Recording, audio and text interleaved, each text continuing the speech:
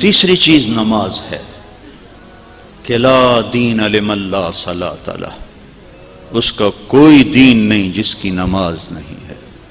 لا دین لمن لا صلاۃ لہ، جس کی نماز نہیں اس کا کوئی دین نہیں. قرآن میں سب سے زیادہ جس چیز کو پھیرا گیا ہے وہ نماز ہے. 700 دفعہ نماز کو دہرایا گیا ہے قرآن میں. 82 دفعہ مال خرچ کرنے کا دہرایا گیا ہے قرآن میں. 700 اور 82 کتنا فرق ہے؟ تو تیسری چیز جو ہمیں اللہ سے جوڑے گی، بنیاد مضبوط کرے گی، وہ نماز ہے. کس حد تک ضروری ہے نماز؟ کہاں تک اس کا اہتمام ہے؟ کربلا تاریخ کا عجب واقعہ ہے. ایسی مظلومانہ داستان نہ پہلے لکھی گئی نہ آئندہ لکھی جائے گی. اور نماز کا وقت ہو گیا، سورج ڈھل گیا، 15-20 ساتھی شہید ہو چکے ہیں. حضرت حسین کی نظر پڑی، سورج ڈھل گیا ہے، تو آپ نے زہیر بن القین آپ کے لشکر کے جھنڈا بردار تھے. حبیب بن المظاہر یہ دوسرے جھنڈا بردار تھے. عباس بن علی یہ تیسرے جھنڈا بردار تھے. 3 جھنڈے تھے. تو آپ نے حبیب کو بلایا، زہیر کو بلایا اور فرمایا شمر سے کہو تھوڑی دیر رک جائے، مجھے نماز پڑھنے دے، میرے ساتھیوں کو نماز پڑھنے دے. تو زہیر نے گھوڑا آگے بڑھایا اور کہا کہ تھوڑی دیر کے لیے رک جاؤ، ہمیں نماز پڑھنے دو، پھر جو مرضی ہے کر لینا. اس نے کہا ہم نماز کے لیے تلواریں نہیں روکیں گے، تمہیں نماز میں بھی ماریں گے. تو انہوں نے واپس آ کر کہا کہ وہ جنگ روکنے پہ تیار نہیں ہیں.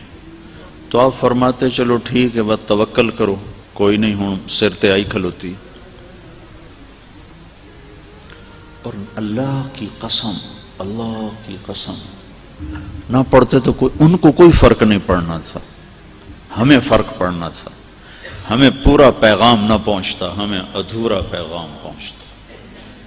تو پیغام کو مکمل پہنچانے کا انتظام کیا. ان کو تو جنگ سے پہلے نیند آ گئی، آنکھ کھلی تو ہنسنے لگے. تو بہن نے پوچھا زینب نے کیوں ہنسے ہو؟ یہ تو ہنسنے کا وقت نہیں.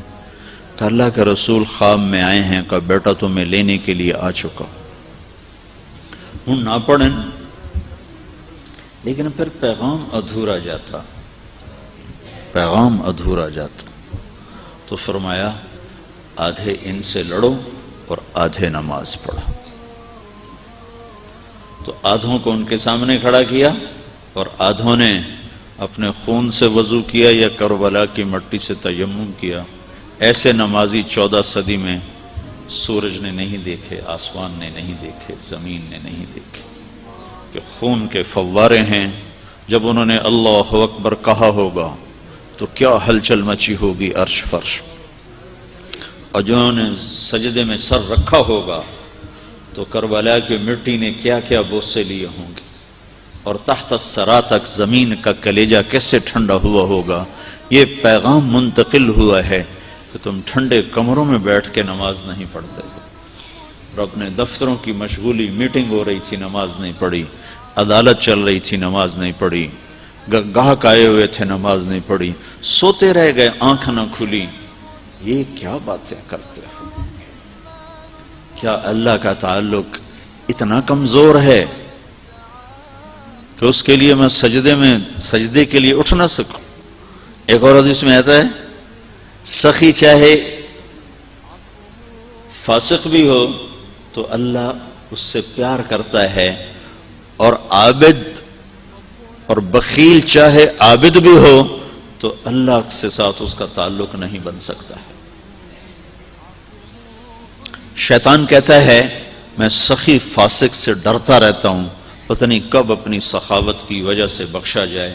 اور تہجد گزار روزے دار بخیل سے مجھے کبھی ڈر نہیں لگا کہ اس کو مارنے کے لیے اس کا بخل ہی کافی ہے، اس کو ہلاک کرنے کے لیے بخل ہی کافی ہے۔ یا رسول اللہ مل ایمان، ایمان کیا ہے؟ تو آپ نے کہا الصبر والسماحت، صبر کرنا، سخاوت کرنا۔ سخی اللہ کو پسند ہے، بخیل سے اللہ کو بغض ہے۔ ایک دفعہ بنی اسرائیل کے ایک عابد کی شیطان سے ملاقات ہوئی تو وہ کہنے لگا ایک بات تو بتاؤ، تمہارے یار کون ہیں؟ تمہارے یار کون؟ کہا 3 باتوں میں سے کوئی ایک بات جس میں ہو وہ میرا گھاٹا یار ہے، اور اگر تینوں ہوں تو بت او پیرے تو میں مرید ہوں۔ اس نے کہا کیا؟